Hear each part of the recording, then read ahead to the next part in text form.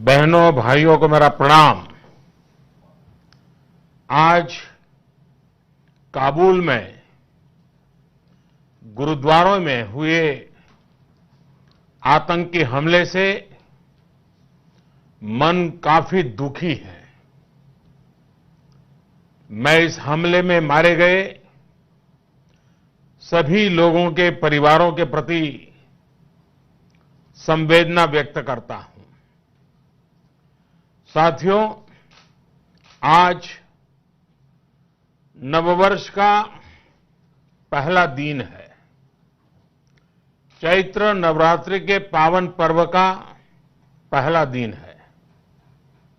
आप सभी पूजा अर्चना में व्यस्त होंगे। इसके बीच आपने इस कार्यक्रम के लिए समय निकाला, मैं आपका बहुत बहुत आभारी हूं।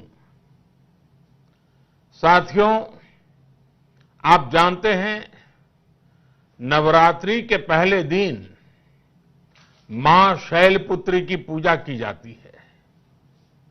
मां शैलपुत्री स्नेह, करुणा और ममता का स्वरूप है। उन्हें प्रकृति की देवी भी कहा जाता है। आज देश जिस संकट के दौर से गुजर रहा है, उसमें हम सभी को मां शैलसुते के आशीर्वाद की बहुत आवश्यकता है। मेरी मां शैलपुत्री से प्रार्थना है, कामना है, कोरोना महामारी के विरुद्ध जो युद्ध देश ने छेड़ा है, उसमें हिंदुस्तान को 130 करोड़ देशवासियों को विजय प्राप्त हो। काशी का सांसद होने के नाते मुझे ऐसे समय आपके बीच होना चाहिए था, लेकिन आप यहां दिल्ली में जो गतिविधियां हो रही हैं, उससे भी परिचित हैं। यहां की व्यस्तता के बावजूद मैं वाराणसी के बारे में निरंतर अपने साथियों से अपडेट ले रहा हूं। साथियों, याद कीजिए, महाभारत का युद्ध 18 दिन में जीता गया था। आज कोरोना के खिलाफ जो युद्ध पूरा देश लड़ रहा है, उसमें 21 दिन लगने वाले हैं। हमारा प्रयास है इसे 21 दिन में जीत लिया जाए। महाभारत के युद्ध के समय भगवान श्री कृष्ण महारथी थे, सारथी थे। आज 130 करोड़ महारथियों के बलबूते पर हमें कोरोना के खिलाफ इस लड़ाई को जीतना है। इसमें काशी वासियों की भी बहुत बड़ी भूमिका है। काशी के बारे में कहा गया है, मुक्ति जन्म मही जानी, ज्ञान खानी अदहानी कर, जहां बस शंभु भवानी, सो काशी से ही कसन। अर्थात ये ज्ञान की खान है, पाप और संकट का नाश करने वाली है। संकट की इस घड़ी में काशी सबका मार्गदर्शन कर सकती है, सबके लिए उदाहरण प्रस्तुत कर सकती है। काशी का अनुभव शाश्वत, सनातन, समयातीत है। और इसलिए आज लॉकडाउन की परिस्थिति में काशी देश को सिखा सकती है संयम, समन्वय और संवेदनशीलता। काशी देश को सिखा सकती है सहयोग, शांति, सहनशीलता। काशी देश को सिखा सकती है साधना, सेवा, समाधान। साथियों, काशी का तो अर्थ ही है शिव। शिव यानी कल्याण। शिव की नगरी में, महाकाल महादेव की नगरी में संकट से जूझने का, सबको मार्ग दिखाने का सामर्थ्य नहीं होगा तो फिर किसमें होगा? साथियों, कोरोना वैश्विक महामारी को देखते हुए देश भर में व्यापक तैयारी की जा रही है, लेकिन हम सबके लिए, मेरे लिए भी और आपके लिए भी ये ध्यान रखना है कि सोशल डिस्टेंसिंग, घरों में बंद रहना इस समय एकमात्र उपाय है, बेहतर उपाय है। मुझे एहसास है कि आप सभी के बहुत सारे प्रश्न होंगे, कुछ चिंताएं भी होगी और मेरे लिए कुछ सुझाव भी होंगे। तो आइए हम अपने संवाद की शुरुआत करते हैं। आप अपना सवाल पूछेंगे, मैं जरूर अपनी बात बताने का प्रयास करूंगा।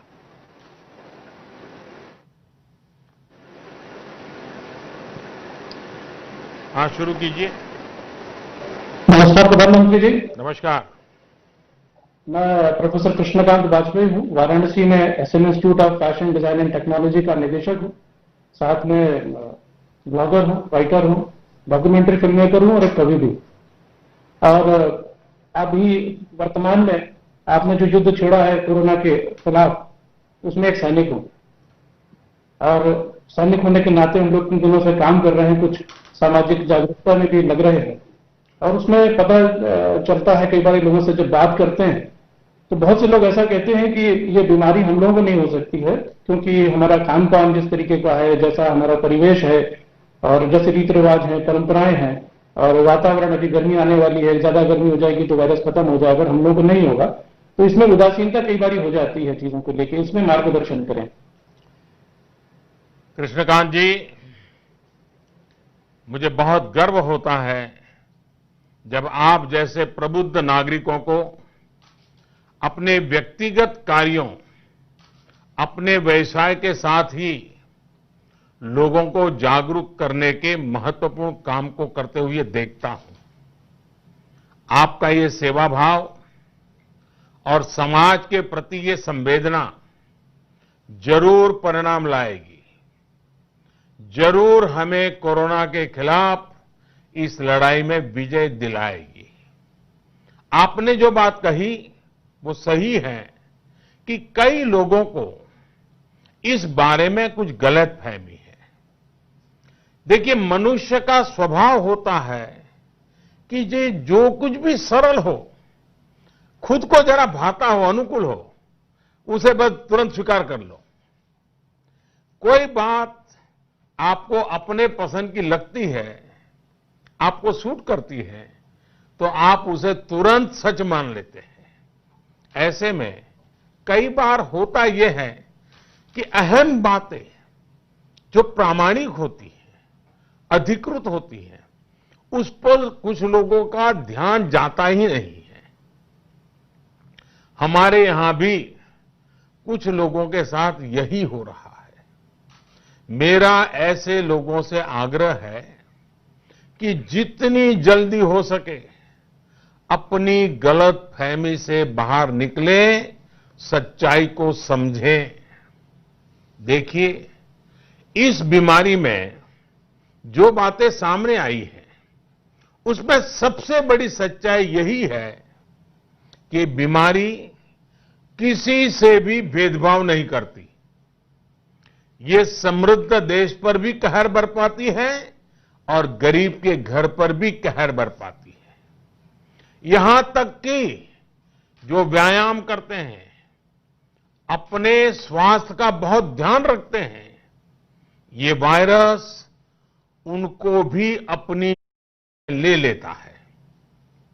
इसलिए कौन क्या है, कहां है, क्या काम करता है, क्या नहीं करता, इसका कोई महत्व नहीं है। इन सब में दिमाग लगाने के बजाय बीमारी कितनी भयानक है, इस पर ही ध्यान केंद्रित करना चाहिए, ये समझना चाहिए। आपकी बात भी सही है कि कुछ लोग ऐसे हैं जो अपने कानों से सुनते हैं, अपनी आंखों से देखते हैं और अपनी बुद्धि से समझते भी हैं, लेकिन अमल नहीं करते हैं।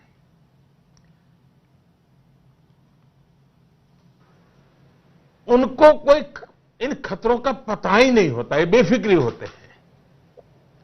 क्या सावधानी बरतनी है, उन्हें ये भी पता नहीं, लेकिन वे असल में उसे कभी अमल में लेना ही नहीं चाहते हैं। टीवी पर आपने कितनी बार देखा होगा, सिगरेट पीने से कैंसर होता है, गुटखा खाने से कैंसर होता है। कई बार ऐसा होता है कि लोग सिगरेट पीते पीते ही इस तरह के एडवर्टाइजमेंट देखते रहते हैं, लेकिन इसका उनके मन पर कोई प्रभाव ही नहीं पड़ता है। यही जो बात है जो मैं कह रहा हूं कि लोग कई बार जानते बुझते हुए भी सावधानी नहीं बरतते हैं। लेकिन हां, नागरिक के रूप में हमें अपने कर्तव्य करते रहना चाहिए। हमें सोशल डिस्टेंसिंग पर ध्यान देना चाहिए। हमें घर में रहना चाहिए और आपस में दूरी बनाए रखना चाहिए। कोरोना जैसी महामारी से दूर रहने का अभी यही एकमात्र उपाय है। अगर व्यक्ति संयम से रहे और निर्देशों का पालन करे तो वो उसके इस वायरस की चपेट में आने की संभावना कम हो जाती है। आप ये भी ध्यान रखिए कि कोरोना से संक्रमित, ये बहुत महत्वपूर्ण बात है, कोरोना से संक्रमित दुनिया में 1 लाख से अधिक लोग ठीक भी हो चुके हैं और भारत में भी दर्जनों लोग कोरोना के शिकंजे से बाहर निकले हैं। कल तो एक खबर मैं देख रहा था कि इटली में 90 वर्ष में से भी ज्यादा आयु की माताजी भी स्वस्थ हुई है। वैसे मैं आपको ये भी जानकारी देना चाहता हूं कि कोरोना से जुड़ी सही और सटीक जानकारी के लिए सरकार ने व्हाट्सएप के साथ मिलकर एक हेल्प डेस्क भी बनाई है। अगर आपके पास व्हाट्सएप की सुविधा है तो मैं एक नंबर लिखवाता हूं, लिख लीजिए। यह नंबर हर एक को काम आएगा। अगर आप व्हाट्सएप पर है तो इसका उपयोग कीजिए। नंबर मैं लिखवाता हूं, 90-131, फिर से बोल रहा हूं, 90-131-51515। यस, 51515 पर आप व्हाट्सएप करके इस सेवा से जुड़ सकते हैं। अगर आप उस व्हाट्सएप पर नमस्ते लिखेंगे तो तुरंत आपको उचित जवाब आना शुरू हो जाएगा। तो आप जरूर, जो भी लोग मुझे सुन रहे हैं, हमारे काशी के भाई बहन और हिंदुस्तान के और लोग भी अगर सुनते हैं तो जरूर इस व्हाट्सएप पर आप नमस्ते लिखेंगे, अंग्रेजी में या हिंदी में, तो आपको तुरंत वो आपको रिस्पॉन्ड करेंगे। आइए, कृष्णकांत जी का मैं धन्यवाद करते हुए आगे चलता हूं।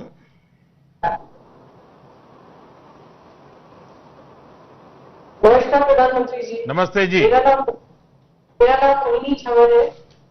मैं एक सामाजिक कार्यकर्ता हूँ, दिव्यांगों और महिलाओं के लिए काम करती हूँ। सर, सोशल डिस्टेंसिंग का पालन तो सभी कर रहे हैं, लेकिन इससे कुछ आशंकाएं कई पैदा हो रही हैं। जैसे मीडिया से पता चला हमें कि देश के कुछ जगहों पे डॉक्टर्स, अस्पताल में काम करने वाले कर्मचारी, एयरलाइंस में काम करने वाले कर्मचारियों के साथ कोरोना के शक के साथ दुर्व्यवहार किया जा रहा है। ये सब बातें पता चलने पे बहुत पीड़ा का एहसास होता है और मन में बहुत ठेस पहुंचती है। बस ये जानना चाहती हूँ कि सरकार इसके लिए क्या कदम उठा रही है। मोहिनी जी, आपकी पीड़ा सही है, मेरी भी यही पीड़ा है। कल मैंने नर्सिस के साथ, डॉक्टर्स के साथ, लैब टेक्नीशियंस के साथ इन विषयों पर विस्तार से बात की है।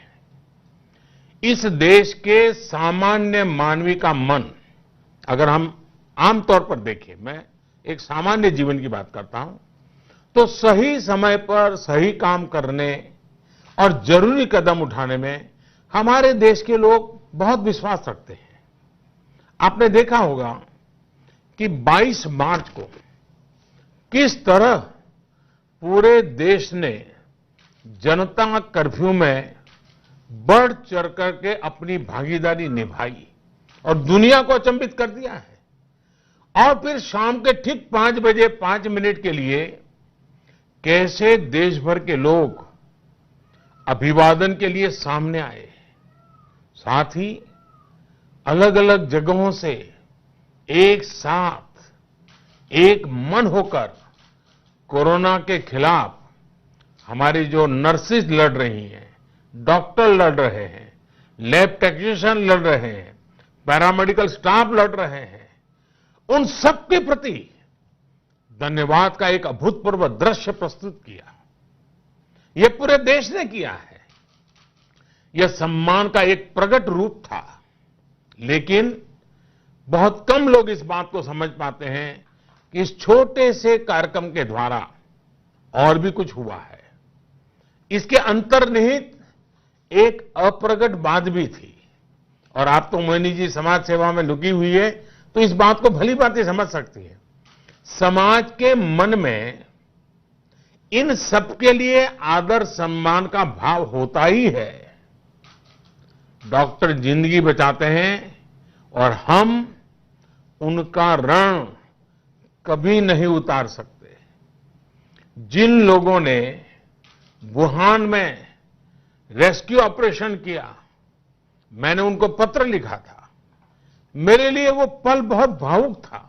वो सिर्फ लिखने के लिए लिखा गया पत्र नहीं था। अभी इटली से लोगों को लाने वाले एयर इंडिया के क्रू, जिनमें सभी महिलाएं थी, मैंने उनकी तस्वीर को भी सोशल मीडिया पर साझा किया था। शायद आप लोगों ने देखा भी हो। हां, कुछ स्थानों से ऐसी घटनाओं की जानकारी भी मिली है जिसमें हृदय को गहरी चोट पहुंचती है, बहुत दर्द होता है, पीड़ा होती है। मेरी सभी नागरिकों से अपील है कि अगर ऐसी कोई गतिविधि कहीं दिखाई दे रही है, इस सेवा में रत, इस महामारी से हम लोगों को बचाने के लिए जो काम में लगे हैं, डॉक्टर हैं, नर्स हैं, मेडिकल के लोग हैं, सफाई के लोग हैं, अगर उनके साथ बुरा बर्ताव होता है तो आप भी अगर वहां उस इलाके के लोगों को जानते हैं, उनको चेतावनी दीजिए, उनको समझाइए ये गलत कर रहे हैं, ऐसा नहीं कर सकते हैं। और जो भी सेवा कर रहे हैं उनकी हमने मदद करनी चाहिए और बताना चाहिए कि ऐसा नहीं होना चाहिए। और मैं आपको बता दूं, जब मुझे कल सब डॉक्टरों से बात कर रहा था, मुझे पता चला घटनाएं भले छुटपुट कहीं कहीं होगी, लेकिन मेरे लिए गंभीर है। और इसलिए मैंने तत्काल गृह विभाग को, राज्यों के सभी डीजीपी को सख्ती से काम करने के लिए कहा है कि ऐसे कोई भी व्यक्ति डॉक्टरों के साथ, नर्सों के साथ, सेवा करने वालों के साथ अगर इस प्रकार का कुछ भी करेंगे तो उनको बहुत महंगा पड़ेगा और सरकार सख्त कदम उठाएगी।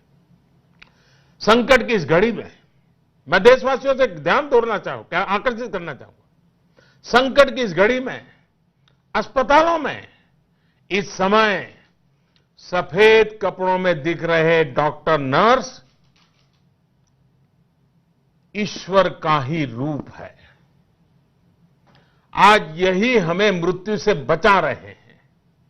अपने जीवन को खतरों में डाल करके ये लोग हमारा जीवन बचा रहे हैं।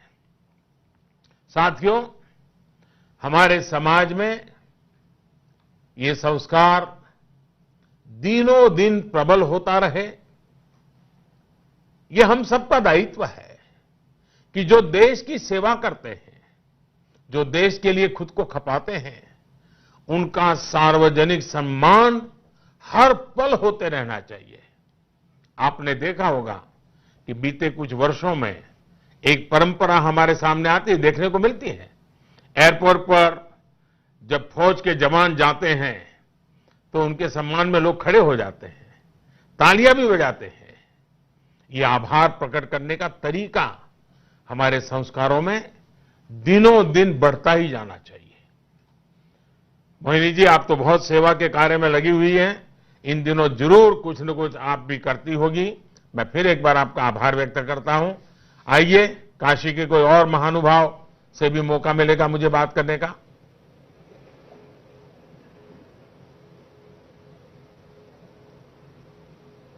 हाँ, बताइए। प्रणाम। मैं अखिलेश खेमका, मैं कपड़े का कारोबारी हूं और मैं अपने व्यापार के साथ साथ कुछ समाज सेवा का भी जरूरतमंदों की सेवा करता रहता हूं। मेरा ये मन में क्वेश्चन था कि आज के दिन जो लॉकडाउन हो गया है, इस वजह से बहुत से हमारे साथी लोग अपनी जगह पे अटक गए हैं तथा जो हमारे गरीब वर्ग के लोग हैं, जो प्रतिदिन मेहनत करके कमाते हैं, मजदूर, डेली बेसिस के स्टाफ, ये लोग के सामने एक मुश्किल आई हुई है। और अगर हमारे बनारस सहित हमारे वाराणसी से पूरे देश के जो इस गरीब वर्ग के लोग हैं, इन लोग पर तो विशेष ध्यान देने की जरूरत है। तो मैं आपसे एक ही निवेदन करता हूं कि हम लोग को मार्गदर्शन दें। हम लोग राष्ट्र के युवा और हम लोग जो समाज के लोग हैं, किस रूप में हम इन लोगों की मदद कर सकते हैं। काशी में बात होती हो और कपड़े वाले से बात न हो तो बात अधूरी रह जाती है। और अखिलेश जी, मुझे खुशी है कि आप व्यापारी हैं, लेकिन आपने सवाल गरीबों का पूछा।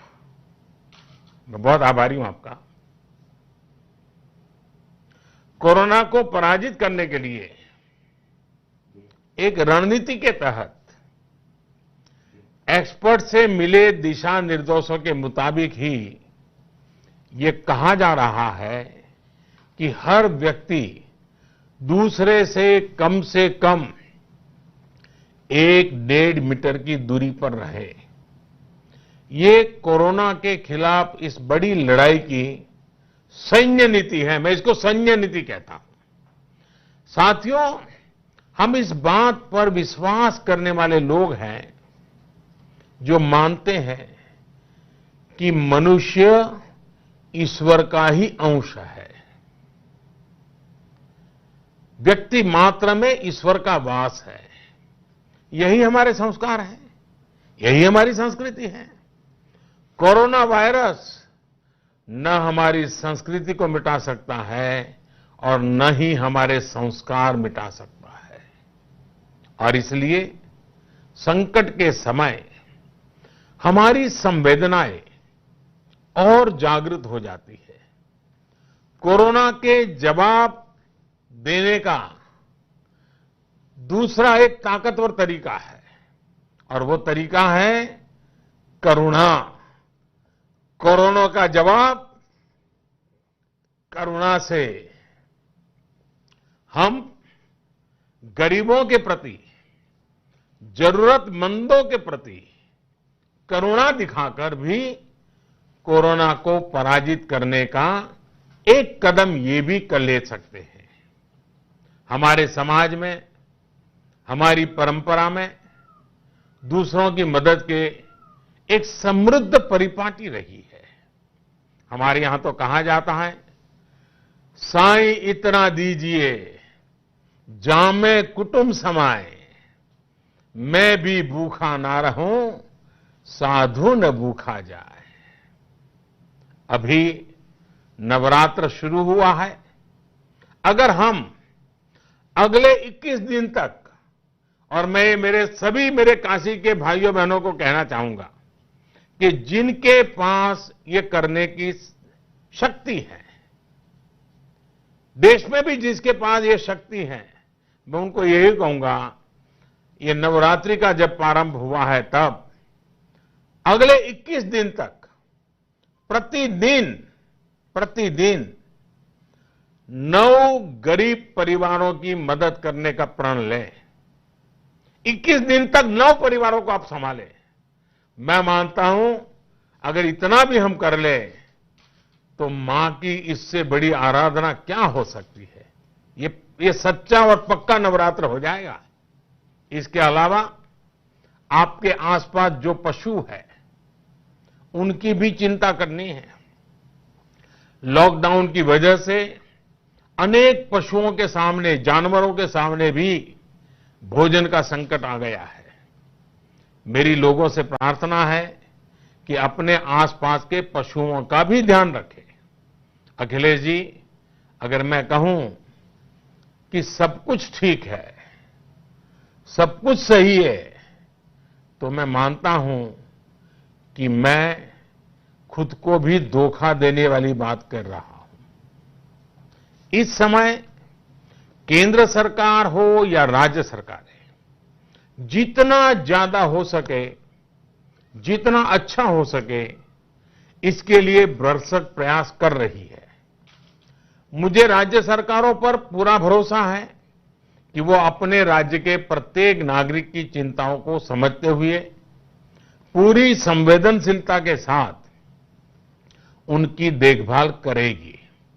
लेकिन साथियों, हम ये भी जानते हैं कि सामान्य परिस्थिति में, यानी कोई तकलीफ नहीं है, कोई आपदा नहीं है, मुसीबत नहीं है, सामान्य परिस्थिति में भी कभी बिजली चली जाती है, कभी पानी आना बंद हो जाता है, कभी भी उनमें मदद के लिए आने वाले हमारे जो कर्मचारी है वो अचानक लंबी छुट्टी ले लेते हैं।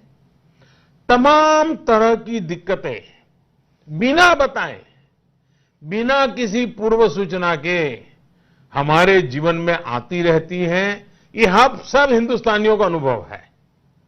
ऐसे में, और वो तो मैं संकट के समय नहीं कहता हूं, सामान्य स्थिति में भी आती है।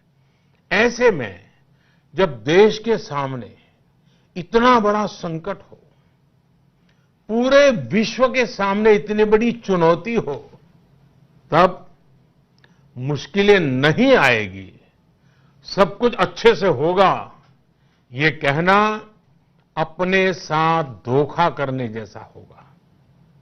मैं मानता हूं कि ये सवाल बहुत महत्वपूर्ण है कि व्यवस्था ठीक है या नहीं, सब कुछ सही से हो रहा है या नहीं हो रहा। लेकिन जरा पल भर सोचिए, इससे भी ज्यादा महत्वपूर्ण सवाल ये है कि कोरोना जैसे संकट में हमें तकलीफें सहकर भी विजयी होना है या नहीं होना है। जो तकलीफें आज हम उठा रहे हैं, जो मुश्किल आज हो रही है, उसकी उम्र फिलहाल 21 दिन ही है।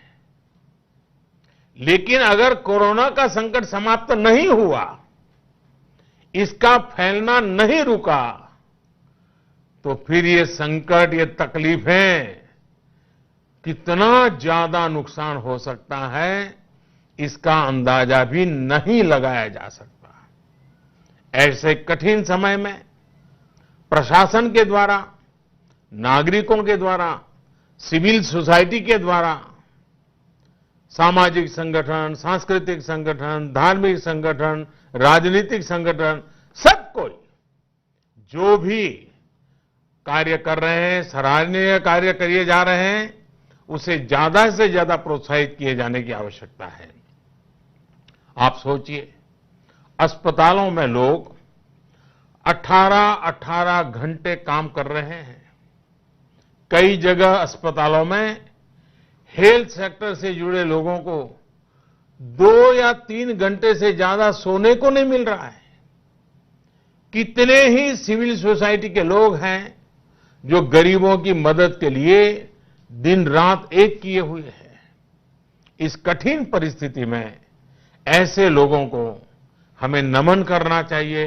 हां, हो सकता है कुछ जगहों पर कमियां हो, किसी ने लापरवाही की हो, लेकिन ऐसी घटनाओं को खोज खोज करके उन्हीं पर ध्यान केंद्रित करके उन्हीं को आधार बनाकर उसी को प्रचारित करना, उस सेक्टर को बदनाम करना, उनको हताश कर देना, ये ऐसे समय में कभी लाभ नहीं करता है।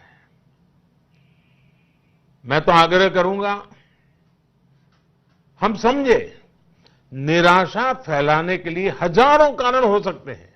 मैं नहीं कहता हूं सब गलत होते हैं, हजारों कारण हो सकते हैं, लेकिन जीवन तो आशा और विश्वास से ही चलता है। नागरिक के नाते कानून और प्रशासन को जितना ज्यादा सहयोग करेंगे उतने ही बेहतर नतीजे निकलेंगे। हम सभी का प्रयास होना चाहिए कि प्रशासन पर कम से कम दबाव डालें, प्रशासन का सहयोग करें।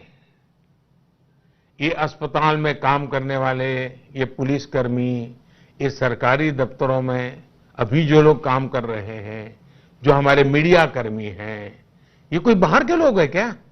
बाहर से आए हैं क्या? ये हमारे ही लोग हैं जी। इतना बड़ा बोझ उन पर आया है तो बोझ कुछ थोड़ा हम भी उठाएं। हमें उनका हौसला बढ़ाना चाहिए जो इस कठिन परिस्थिति में काम कर रहे हैं। अखिलेश जी, व्यापार जगत में रहते हुए गरीबों की ये चिंता करने का आपकी भावना, और देश ऐसे अखिलेशों से भरा हुआ है जी। देश में अखिलेशों की कमी नहीं है। आइए हम मिलकर के गरीबों का भी भला करें, जिम्मा उठाएं और इस लड़ाई को जीतें। आइए, और भी कोई सवाल होंगे शायद। अखिलेश जी नमस्ते। हाँ, प्रणाम। नमस्ते जी। आपका आवाज नहीं सुनाई दे रही है। आपकी आवाज नहीं सुनाई दे रही।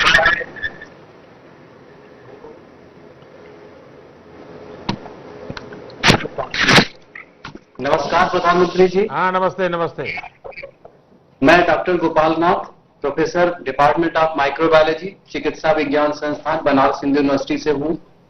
मैं कोरोना के डायग्नोसिस के लैब का इंचार्ज भी हूं, जो 16 जिलों की जिम्मेदारी संभाल रहा हूं, और साथ में ही मां गंगा के जल से बैक्टीरियोफेजेस निकाल के जो जिस प्रॉब्लम पे मैं सवाल पूछने जा रहा हूं उसका वैकल्पिक व्यवस्था पे रिसर्च कर रहा हूं। प्रधानमंत्री जी, हमारे यहाँ आमतौर पे ये लोगों की आदत है कि वो खुद से डॉक्टरी करने लगते हैं।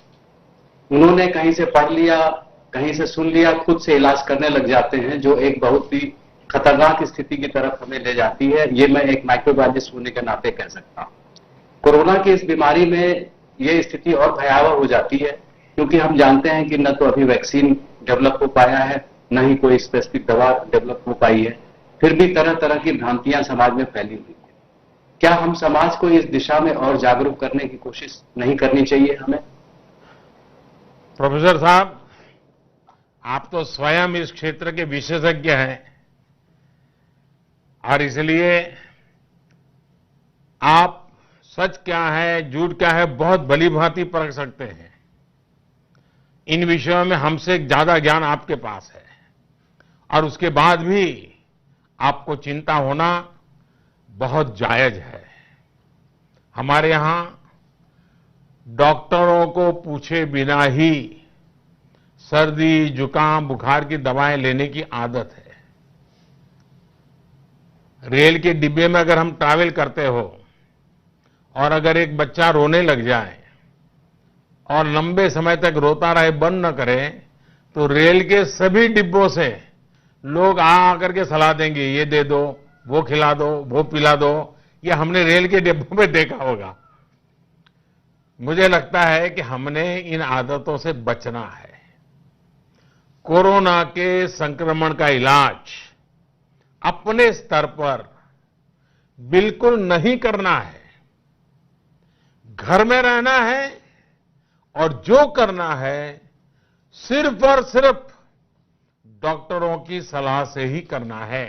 टेलीफोन पर अपने डॉक्टर से बात कीजिए, उनको पूछिए, अपनी तकलीफ बताइए, क्योंकि करीब करीब सभी परिवारों में किसी न किसी डॉक्टर का परिचय होता है।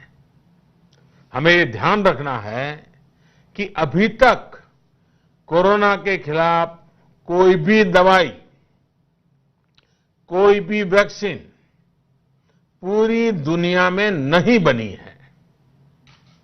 इस पर हमारे देश में भी और दूसरे देशों में भी हमारे जितने साइंटिस्ट हैं, वैज्ञानिक हैं, अनुसंधान करने वाले लोग हैं, वो तेजी से काम कर रहे हैं, काम चल रहा है। और इसलिए मैं कहूंगा देशवासियों, अगर आपको कोई भी किसी प्रकार की दवाई का सुझाव दे,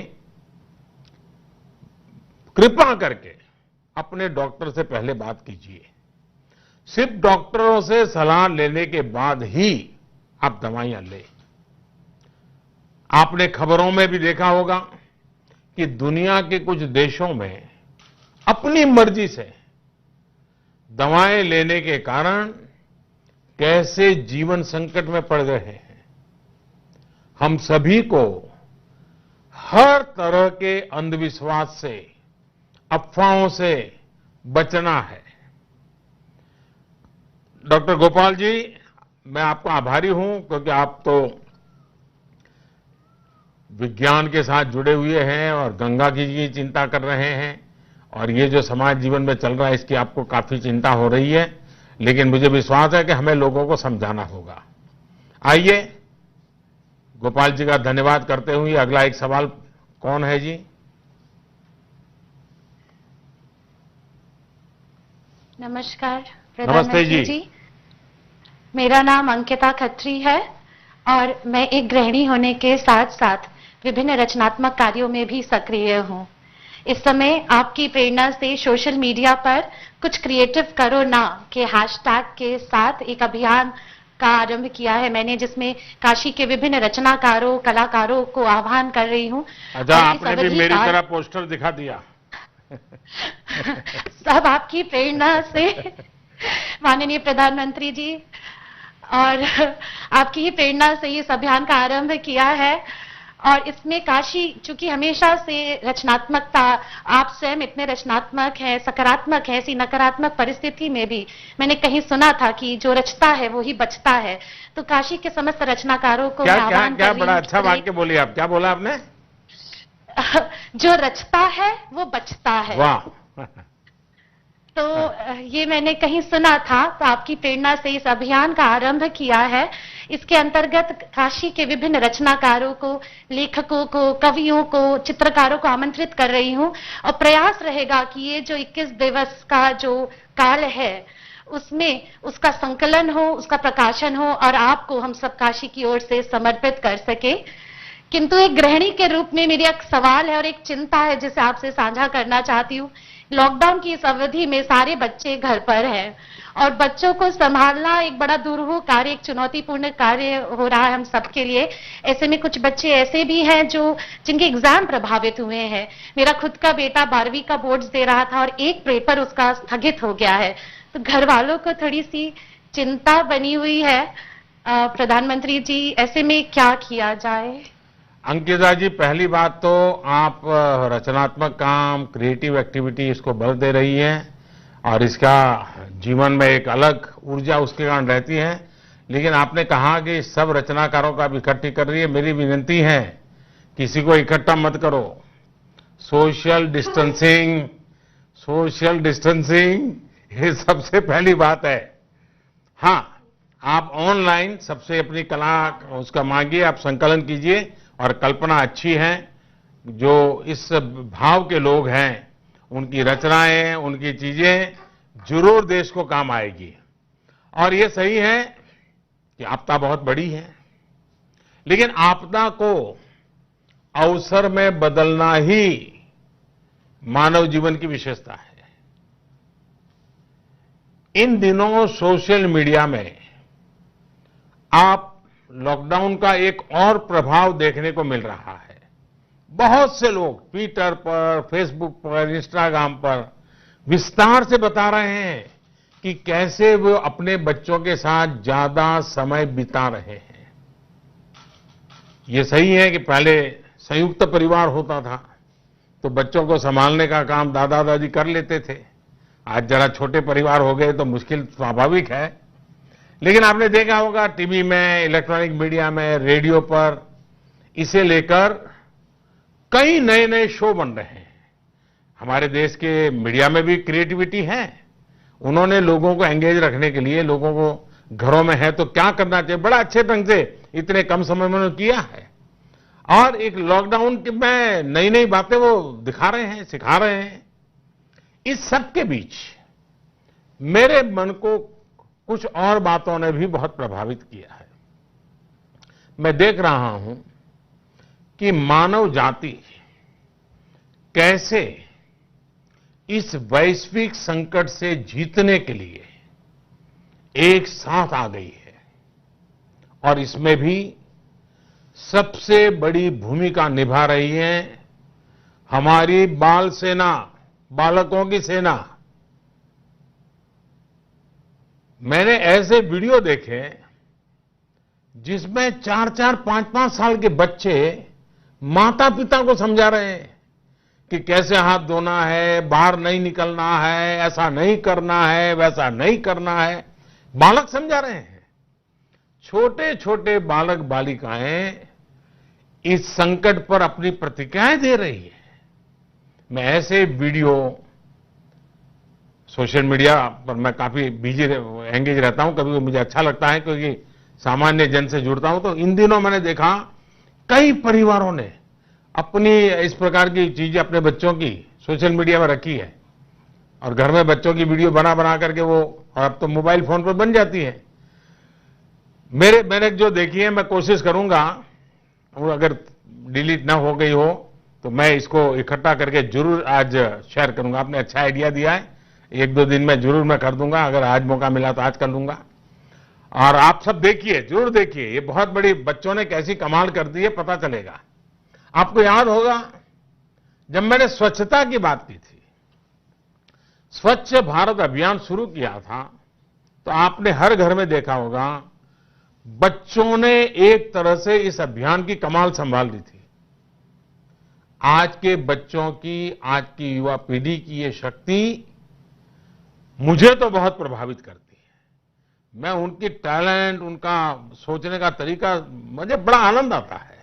हां, कुछ माता पिता को ये चिंता सता रही होगी कि इतने लंबे समय तक घर में रहने पर कहीं बच्चे ही उन्हें बिठाकर पढ़ाई करवाना शुरू न कर दे। उनको यही डर लग रहा है। वैसे, और मुझे पक्का विश्वास है ये बच्चे अपने माँ बाप को कुछ न कुछ पढ़ा के रहेंगे, 21 दिन में बहुत कुछ सिखा देंगे। वैसे साथियों, मैं नमो ऐप पर आप सबके सुझाव और फीडबैक भी निरंतर पढ़ रहा हूं। श्री ओम प्रकाश ठाकुर जी, मुकेश दास जी, प्रभांशु जी, अमित पांडे जी, कविता जी, देश के अलग अलग हिस्सों में अलग अलग लोगों ने अपने अपने तरीके से ये सुझाव दिए हैं कि लॉकडाउन को सख्ती के साथ और लंबे समय के लिए लागू किया जाए। केवल आप ही नहीं, पूरे देश से आप ही की तरह हजारों प्रबुद्ध नागरिकों ने भी फेसबुक, ट्विटर, इंस्टाग्राम और यूट्यूब पर इस महामारी से निपटने के लिए यही सलाह दी है, अपील की है। जब हमारे देशवासियों में खुद से ही ये संकल्प, ये समझदारी हो, इस चुनौती से जूझने की ये दृढ़ इच्छा शक्ति हो, तो मुझे पूरा भरोसा है कि देश इस महामारी को जरूर हराएगा। अंत में फिर आपसे कहूंगा कि आप सब मेरे काशीवासी, मैं थोड़ा नहीं आ पाया हूं आपके बीच में, मुझे क्षमा करें, लेकिन आप खुद को सुरक्षित रखें, देश को भी सुरक्षित रखें। एक बड़ी लड़ाई है जिसमें बनारस के लोगों को भी अपना पूरा योगदान देना है, पूरे देश को मार्ग दिखाना है। सभी काशीवासियों को आज फिर एक बार दिल्ली से मैं प्रणाम करता हूं और मुझे विश्वास है कि आपने हमेशा काशी को संभाला है, आगे भी आप काशी को संभालेंगे, ये मुझे पूरा विश्वास है। आप सबका बहुत बहुत धन्यवाद।